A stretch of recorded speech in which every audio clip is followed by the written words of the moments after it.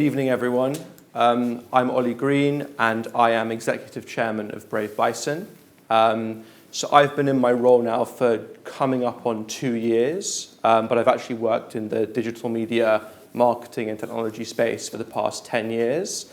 Prior to joining Brave Bison, I was the CEO of a business called Tangent, which is a sort of top 100 technology agency, which is actually where I worked with our now CFO, Philip Norridge, and also my brother, Theo.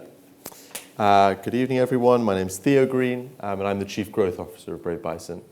So like Ollie said, we previously worked together, and before that I worked in private equity. I worked for a firm called Brockton Capital, where we had assets under management of around $1.5 billion.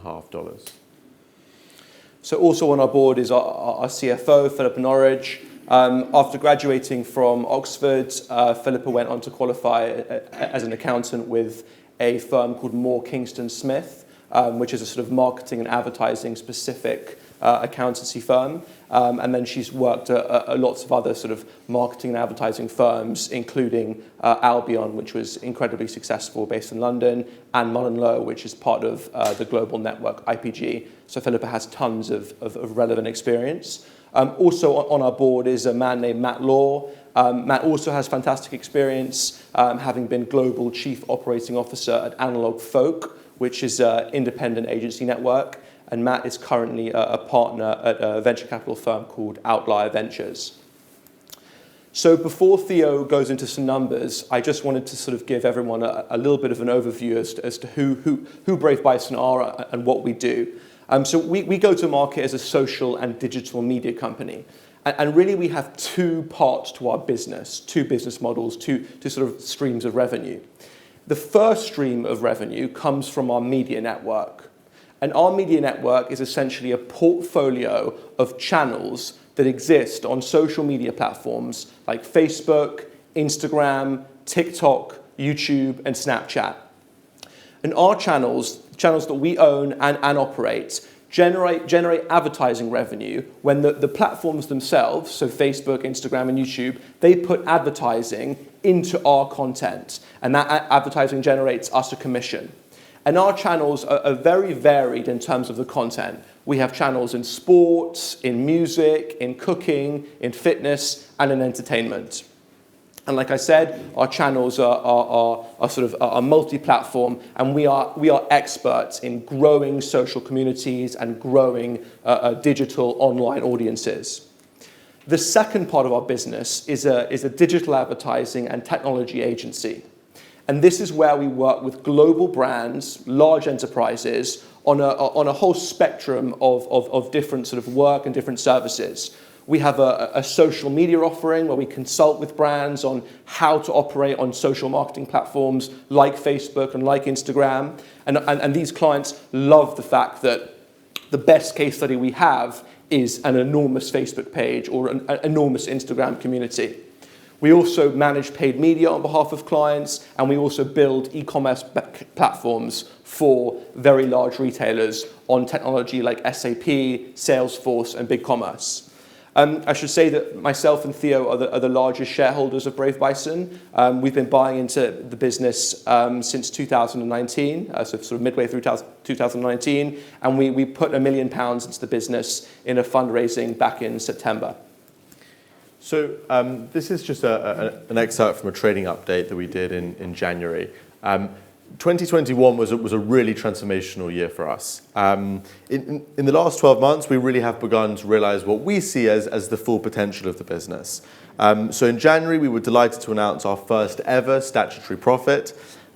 We announced revenue growth of almost 50% to £21 million.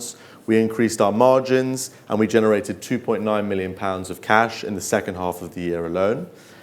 We made a very accretive acquisition that has massively increased our access to new clients, as well as bringing in, like Ollie said, new services that we can offer those clients.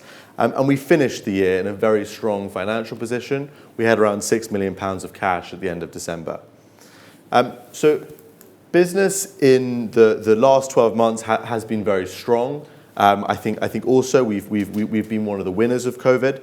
And particularly that last quarter of 2021 was very robust. And that has given us a decent amount of momentum that has continued into 2022. The latest market forecasts that are here from our broker have Brave Bison generating almost £30 million of revenue for 2022, and that's the year ending December. And that would be a 36% increase year on year. And we'd also have a significant operating margin there. So the forecast is for an adjusted EBITDA of £2.7 million. So as Ollie talked before, we have two sides to our business. And these businesses work very closely together. The business model is different, but fundamentally they're pointing in the same direction. And this growth has really been fueled by both of our business units. So as you can see, we're looking to generate around 50% of our business from our media sales, from selling eyeballs, and 50% of our business from selling time, selling services. And that's roughly where the split should be for 2022, which is a big difference from 2020, and it's grown quite significantly. So our performance has been driven by a series of very carefully considered and very carefully delivered operational improvements. So in Q1, we launched a new TikTok channel called The Wave House, which I'll touch on later. We started from scratch and brought a new agency proposition to market, which involved helping brands run their social media accounts, run their Instagram channels. We also won numerous clients in that line of business, and we announced our first positive trading update by July. And then for the half year, we announced a half year of profits, which at the time was the first of its time, and cash generation. Then in August, we acquired a business called Greenlight. It was a digital advertising and technology business. We bought the business for £6.75 million, and we raised £6.2 million in a share placing. And apart from allowing us to buy the business, it was very helpful to bring a range of new institutional shareholders onto our register, which again we'll touch on later. By Q4, we had managed even more client wins, and the integration between Greenlight and our existing business was completed. The synergies came in through earlier and quicker and larger than we expected, and we had a very successful end of year on our YouTube network and on our Snapchat network. So by January 2022, we had issued our third positive trading update in 13 months, and we upgraded our forecast for 2022. So what does 2022 look like? First of all, we're extremely excited about the upcoming launch of our revised look and feel, our new brand for Brave Bison. And our new brand will include our original social media capabilities and our media network, but it will also include all of the capabilities that we acquired in Greenlight. And we're very excited about this because it means that we can go to market and win bigger clients and clients that are going to be buying multiple products and services from us. So whereas before we might have been looking for clients that are spending between £500,000 to £1 million, we're now going to be looking for clients that are going to be spending up to £2 million a year with us.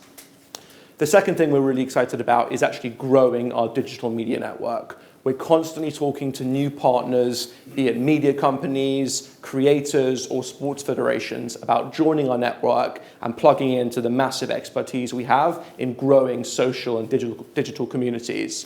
We're also thinking about launching lots more of our own shows. So we have a suite of about 10 Snapchat shows, and we're constantly coming up with new ideas about how to launch new content formats for new audiences. The third thing we're looking to do this year is really tighten up our operating model. We have realized, as Theo said, a number of synergies since the Greenlight transaction last year, but we think there are probably a few more to come, and we're especially interested in reviewing property costs. The fourth thing that we're really excited about is our sort of distributed operating model, this idea of having a workforce that is not just in London, that is not just in Singapore, but actually distributed across a much sort of bigger area.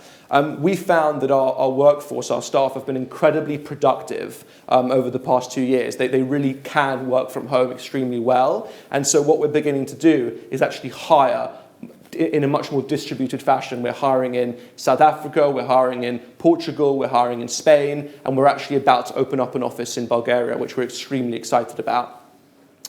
The fifth thing that Theo and I have always been excited about is really a sort of, as well as growing our business organically, we are excited about tactical and very sort of targeted M&A.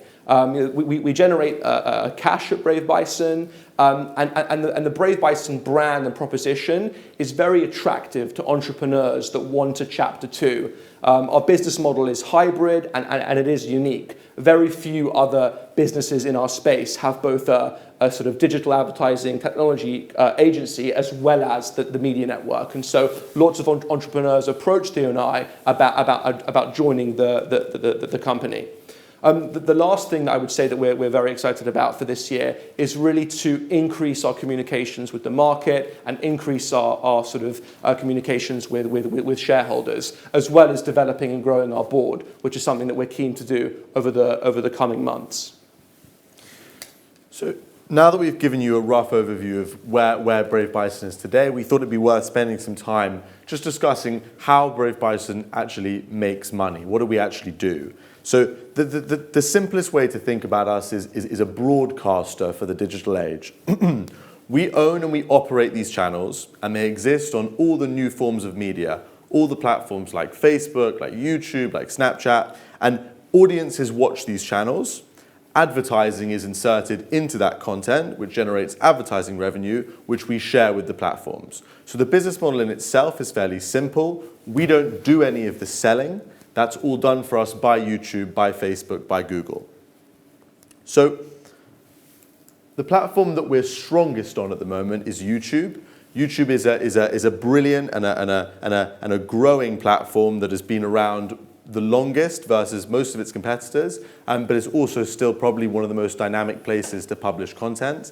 Here we don't own channels. We run channels on behalf of other people. These are generally high-profile organizations that have libraries of content, and we run them under contract for 2, sometimes 3 years. Current customers are people like the US Open, the PGA Tour, and Comic Relief. So we have very strong franchises in those areas. We're also very strong on Snapchat. Snapchat has grown very rapidly in the last few years. It's a predominantly US-based platform, and it has a very young audience. Here we own our own IP, we own our own channels, and we have channels that range from haircuts. This channel here is very popular, it's called Slick, and we also have channels on celebrity gossip, on cooking, on a whole range of things. TikTok is obviously a very exciting platform that everyone's talking about at the moment. Here we partnered with a specialist agency, and we found 5 creators, 5 TikTok stars in the UK and the US.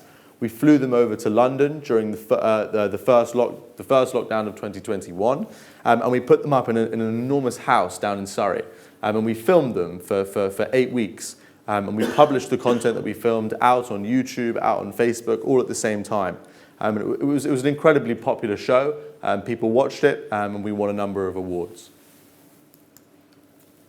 So I'm now going to talk to you guys a little bit about our digital advertising and technology agency. So first of all, it's worth us pointing out that we run our agency in sort of 3 distinct business units: Brave Bison Social and Influencer, Brave Bison Performance, and Brave Bison Commerce. Brave Bison Social is really where we consult with brands on how to work on different social media platforms. So a client might come to us and say, okay, we want to launch on TikTok, but we don't really understand the platform, we don't really understand the content, we don't really understand the audience, can you help us? And so we consult, we put together strategies, we also actually create content for clients, and we were also getting more and more into this influencer marketing space, which is basically where we use influencers, so people on social media platforms that have very big audiences, and we use them to drive awareness and shift product on behalf of clients. And it's a massively growing space, and it's a really important part of our business. Brave Bison Performance is where we manage paid media campaigns on behalf of our clients. So a client will come to us and say, okay, I've got this amount of budget and I need to generate this amount of revenue. Which channels should I be using? Should I be using Facebook? Should I be using Google? Should I be using YouTube? Which channels? And please, can you help me spend it? And we do that on a global basis for a number of really big, large enterprise B2C and B2B clients. Brave Bison Commerce is where we design and build commerce platforms, so transactional websites for retailers, both in the B2C and B2B space. And we build those platforms on technology from Salesforce, SAP, and BigCommerce, three massive software giants that create and license tech to clients all over the world. So this is an image from a campaign that we ran with one of Vodafone's youth brands called Voxy. And they approached us with help, or for help, basically increasing subscriptions to their new Voxy SIM card, which was targeted at a younger audience because it gave a young audience endless social media time. And we used influencers, like the image that you can see on the screen, to promote Voxy on both TikTok and Instagram. And we're now working with Voxy on a recurring basis, driving signups to that SIM card on a monthly basis. So we're their influencer marketing partner. We also work with New Balance across Europe. So they have appointed us to manage their digital marketing spend, and we do so across a number of different markets, and our team is able to run campaigns using a number of different languages, and they're a really long-standing client of ours. We also work with Müller, the global consumer products group. So we run a website for them for one of their brands called Milk and More, which is a milk and grocery service. And this transactional website is extremely complicated. It ties in with a number of their different sort of back-end enterprise systems, and we're constantly supporting them, upgrading them, rolling out new features and rolling out new enhancements. As you can see here, we work with a really broad range of clients, lots of logos that you'll recognize. We don't particularly sort of focus on one sector, although we're probably working more and more with e-commerce, tech, and gaming businesses, all of which have really done incredibly well over the last 2 years. And I would stress that a lot of these clients come to us for help with their own businesses, because of the fact that we are experts in growing and developing social and digital communities. And they love the fact that we're not just an agency, we do this for ourselves. We're responsible for basically building some of the biggest Facebook pages, the biggest YouTube networks, and the biggest Snap shows on the internet. So this is very much our vision for Brave Bison moving forward. We're really keen to grow and develop the capabilities and services that we can sell to clients. And you can see that a number of services we already have, and some we're looking to either buy or develop ourselves and grow ourselves over the coming months. And these are all very much digital services, and they're very much in demand right now. On the right-hand side of this chart, you can see our existing media network, as well as the beginnings of other networks that we're looking to grow and buy into. And these include gaming communities, even more Snapchat shows, podcasts, really any sort of digital audience that we think we can monetize through advertising. But I think that what we're really excited about longer term is actually going beyond advertising. We recognize that there are a number of companies in the States that once they have a very loyal and engaged community on a certain platform, they can actually monetize that community above advertising and start to sell that community digital and physical products. And so e-commerce is something that we'll go even further into in the future, but also things like subscription, digital product subscription is something that we're really excited about moving forward. So just quickly to touch on our shareholder register, obviously management is a big part of this. Ollie and I own 22.5% of the business. In addition, we have a CFO who's bought shares in the business and is incentivized through options. We also have a sort of strong and growing institutional base, CIP Merchant Capital, Lombard ODA, Trium Capital, Premier Miton, and Risk Capital Partners, all came into the recent fundraising that we did. We think that's an important feature to flag here. But overall, there is quite a tight free float in this business, especially given that the majority of the shares are held quite closely.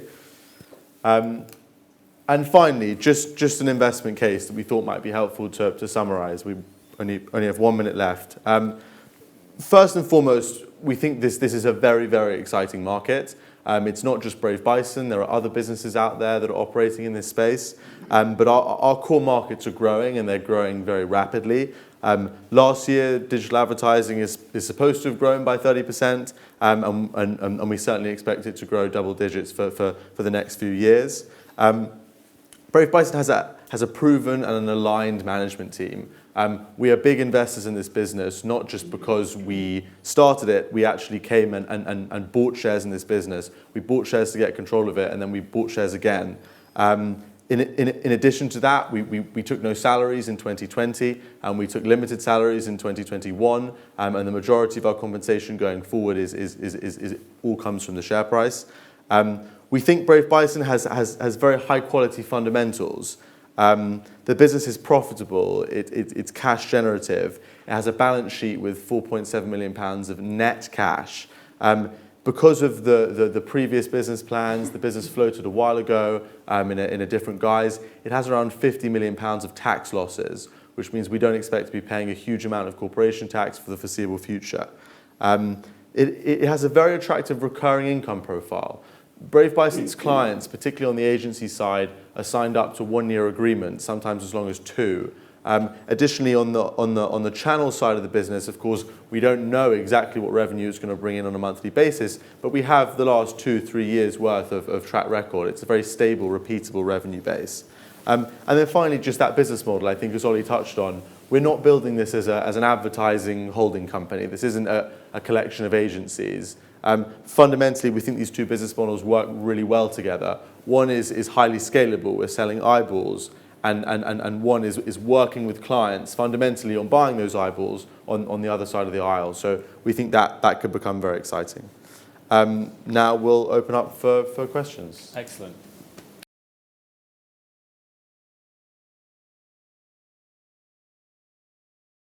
So the answer is in a few different ways. Some briefs are very revenue driven, and because everything's digital, there's very good data behind all of the campaigns that we run.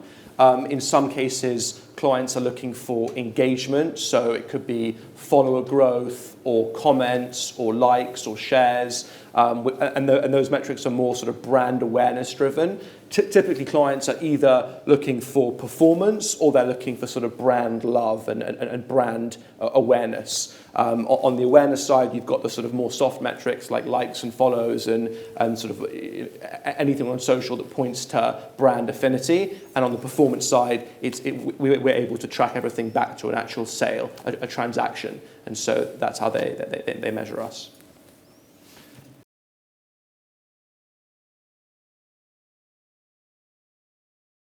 I mean, it varies massively. There's an old bias that if it's on social media, it must be young. That's absolutely not the case anymore. It certainly depends what pockets you're looking at. We know that the Snapchat network is very young. We know that it's US, and we know that it's actually even younger than they say it is based on most people that look at the data outside of Snapchat. But equally, because we're running channels that have a specific focus, let's say like golf or tennis, actually you find that the average age can come up.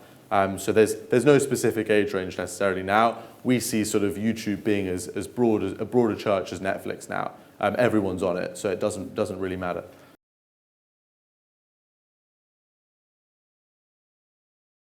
Absolutely. So we have offices in London and Singapore that service clients from a sort of hub perspective.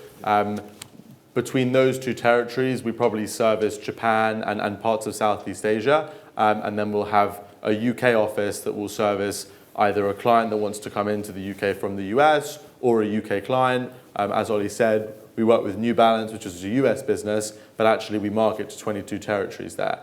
So we preach quite a sort of globalized model, right? We can run these campaigns in any country. The search engine works the same. Google works the same in all these different territories. So as long as it's Google, we can do it.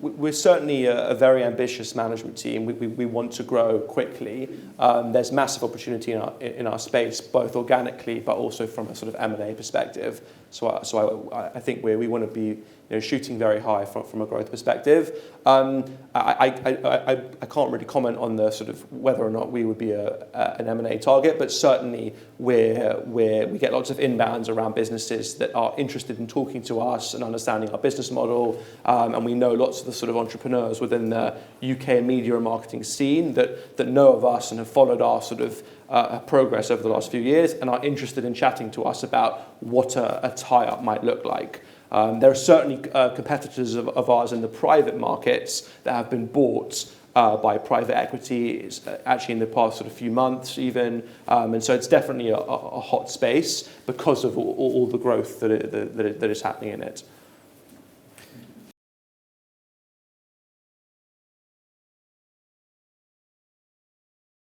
Right now, it's all 100% advertising, and that's something that we see certainly continuing for the foreseeable future.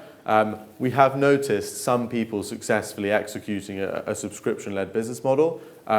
It's quite a large pivot, and it certainly takes some time, but we don't see why, for as long as our channels continue to improve and the audiences become as strong, that can't happen going forward. I think if anything, it's getting easier and easier and easier to offer a subscription to a customer because it can be done through a third-party platform like Patreon or Substack.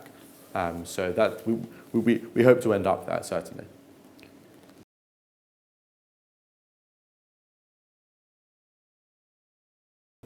So it's about 75%. Yeah, about 75% is contracted or recurring. So that's anything that isn't a project, basically.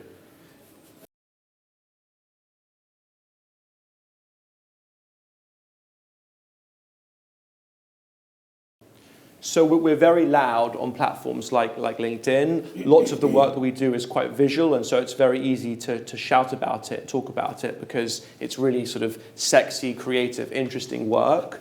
I think that we get lots of referrals because in our sort of space, brand managers, social media managers tend to move around from client to client, and so they bring us with them. But we do have salespeople that are tasked with net new names and also sort of partnerships people that are talking to tech platforms like SAP and Salesforce about customers that they have that might be looking to do an upgrade or a sort of a new feature rollout, and we're the partner that they recommend to help them with that sort of new gig.